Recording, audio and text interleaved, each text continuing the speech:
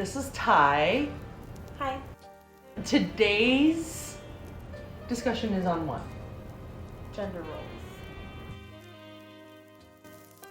roles. Gender roles are set up in a heteronormative situation. We were all raised in that. By the way, our pronouns. I'm she, her. Yeah, I'm she, her. Okay. Sex is what you're assigned at birth. It's what they put on your birth certificate based on your chromosomes and your genitalia at birth. Gender, which there's so many different genders, that is your identity and your expression.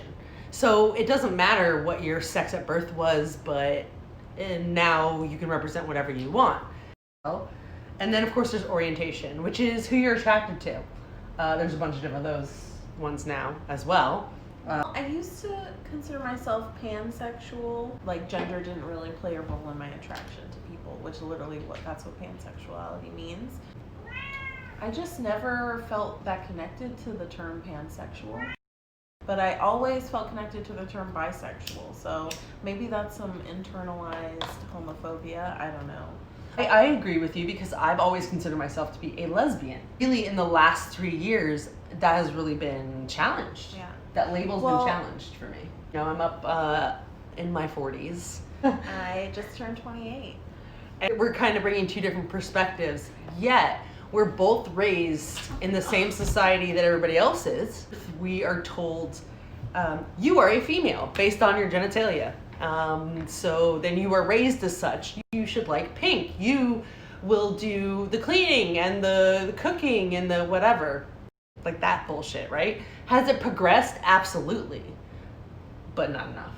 What is deemed masculine and what is deemed feminine it's changed throughout the history of humankind. But we still, because of how we were raised, we still have those knee-jerk reactions.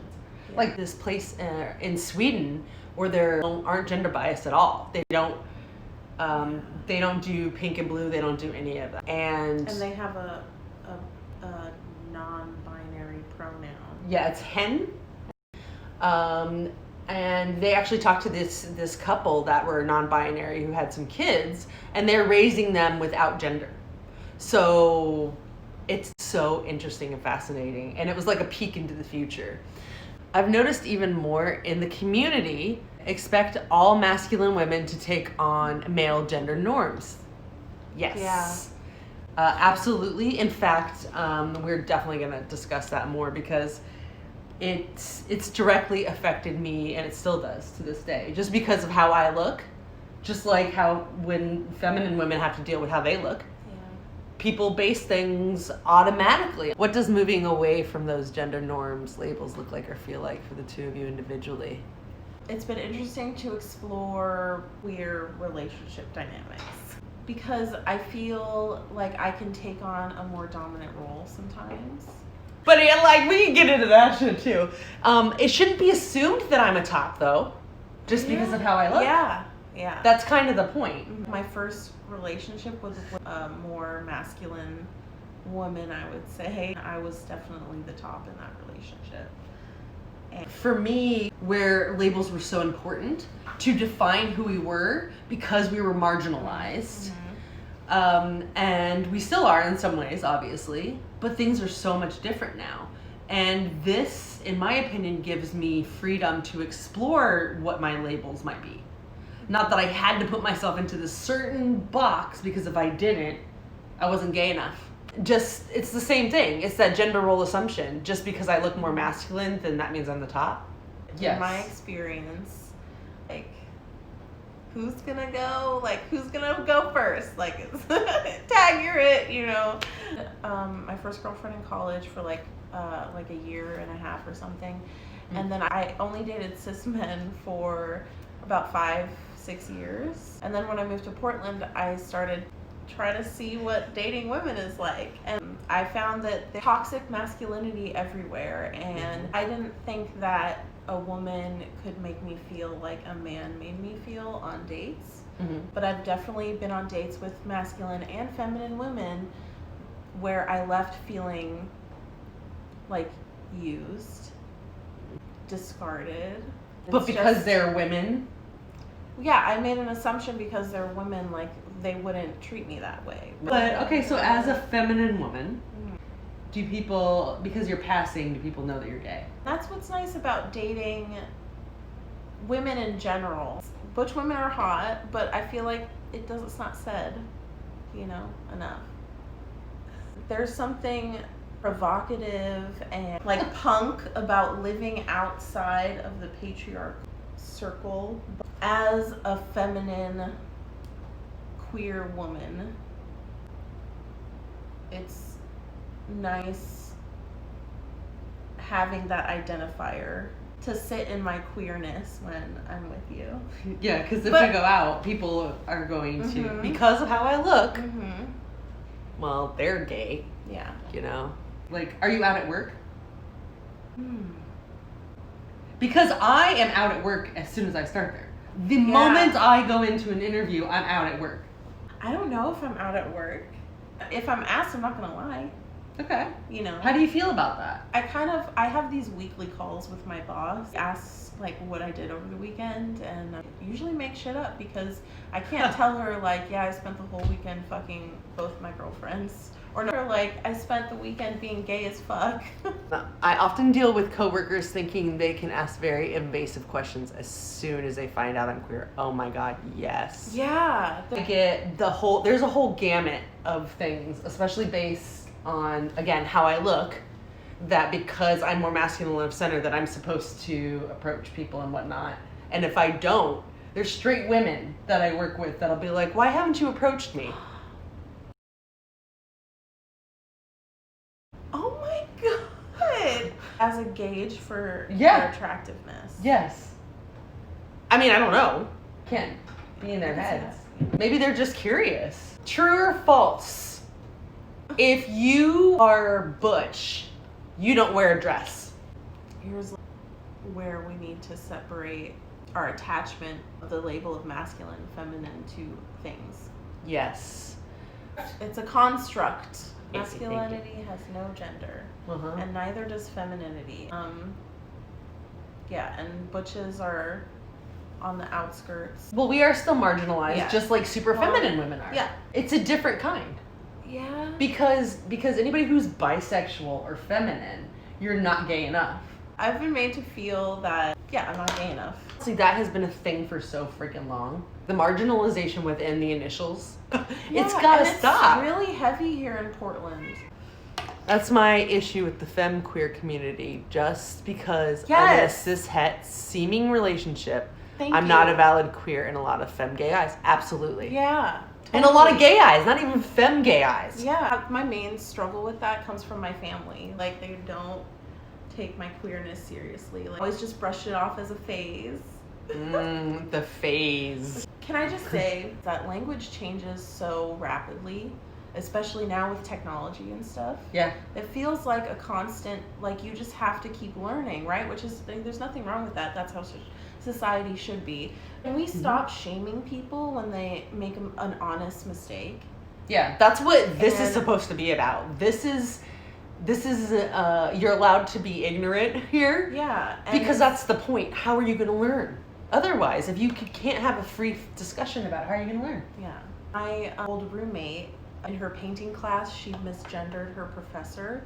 And the whole semester in that class, she was ignored and gaslighted because of that. It was a complete accident. She apologized to her before. The teacher didn't give a fuck, but everyone else in that class judged her because of that, and that's so unfair. Yeah. We grew up in a binary world. Parts of my family still think that I need to make a choice.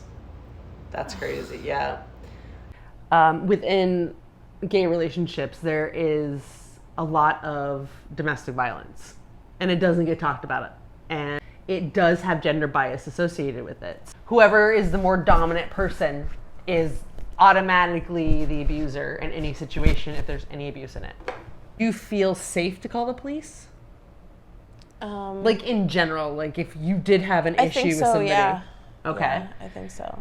And the reason why I bring that up is because for me, in my situation and how I look, when I call the police, if they come to the house and they see somebody who's feminine, and then she says, well, she did X, Y, and Z to me, and I'm telling them she did X, Y, and Z. It's her word against mine. And guess who they are going to believe?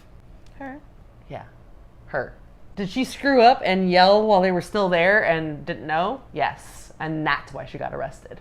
Otherwise, I would have been screwed. Meanwhile, I'm telling them she's trying to kill me, but it's fine. You're a masculine chick. She's not going to hurt you. That's why here's the only thing that really matters, okay? We need to forget every other binary. It's great to get rid of that. Just get rid of it. Can't people just like people? Throw it out. Ask, do you drive or are you picked up? Are you the one that sits at home and waits for them to pick you up? Yeah. Or are you the one going around town, picking up your girls, having snacks, being prepared, blankets in the back? Which one are you? So Only what if binary. you take a turn driving and then the other person takes a turn driving? That is a true switch situation. And There you go.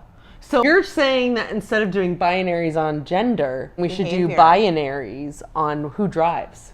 yeah, who drives and who gets picked up? What do you guys? What about people who do not like driving and solely get around through public transportation? I am one of those people. I love the bus. I Catch think- me on the bus, number 14. Okay, so then your binary doesn't work because you said yourself that you on occasion like to top at least. Yeah. I'm like 100% switch. I really want to fight the binaries that are within our initials because obviously we're trying and we've done a lot since in my lifetime for sure. So your queer community, like, the lift up for you after your breakup with your Yeah, ex? it really helped me in a lot of ways, and I think it helped me want to like go gay again. Oh, go I ahead. went to Portland a year ago, October 1st. Deb, kind of introduced me to the world of non-monogamy. Moved here with like that fresh start kind of attitude. And I she moved here really- with just my cat and my 2001 Toyota Corolla filled to the brim with everything I owned and like $800. And I brought a mattress. It's like the American dream. Yeah. This painting on my wall of like some trees that I painted, and I titled it A New Beginning because I was thinking of like the forests in Portland. Thank you for joining us at the Yeah, it's been live. fun. If you guys like this, let me know on the service tops. We'll do some stuff together over there. Go follow Ty. Her account is private, but Yeah, ghosts are real. My earrings are ghosts. I'm PDX Service Top. So yeah, give us each a follow, and yeah, thank you all for coming. Cheers.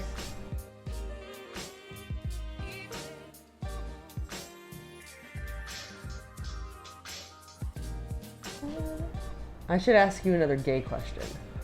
Sounds gay. I'm into it. Can we just like, Can't we all just get along? can we all just get along? Something. Also, my pants just ripped. Oh, hey now. No one look. Or look, okay. Who's the top? Who's the bottom? You have to like. Who's That's the dad? bullshit. It's a. Who's the dad? Who's the baby?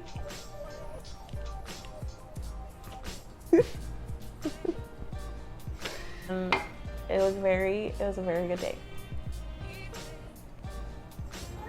We've been put into this. Wait, what's going on here? Can you guys hear us okay, by the way? You know what? I just realized. Watch this. It's gonna get a whole lot better. You can't even hear us, can you? Look at that. Wow. Can you guys hear us? I bet you can hear us better now. The mics weren't on. That's so funny. I'm sorry. It's okay. Cheers.